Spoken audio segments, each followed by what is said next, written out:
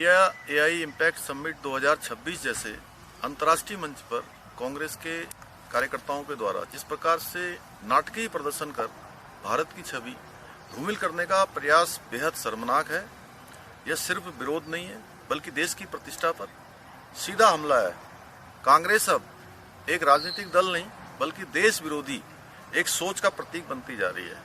जब पूरा विश्व भारत की तकनीकी, आर्थिकी और सामरिक शक्ति को मान रहा है, तब कांग्रेस भ्रम, नकारात्मकता, झूठा अफवाह का एजेंडा चला रही है। व्यापार समझौतों पर झूठ फैलाना हो या हमारे सैनिकों के द्वारा जो सेना ने अदम्य साहस और वीरता का परिचय देते हुए ऑपरेशन सिंदूर हो या गलवान के वीर जवानों के पराक्रम पर सवाल उठाना हो, ये सिर्फ बयान नहीं बल्कि देश के मनोबल पर हमला है, देश के सैनिकों का अपमान है।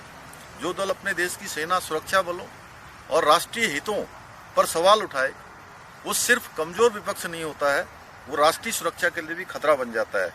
देश विरोध की राजनीति करने वालों को जनता जवाब देगी।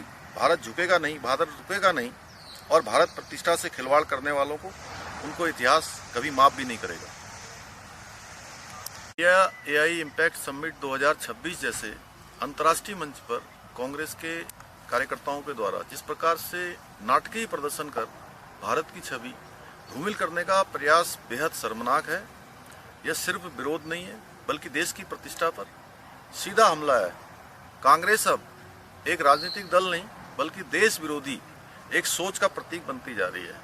जब पूरा विश्व भारत की तकनीकी, आर्थिकी और सामरिक शक्ति को मान रहा है, तब कांग्रेस भ्रम, नकारात्मकता, झूठा अफवाह का एजेंडा चला रही है। व्यापार समझौतों पर झूठ फैलाना हो या हमारे सैनिकों के द्वारा जो सेना ने अदम्य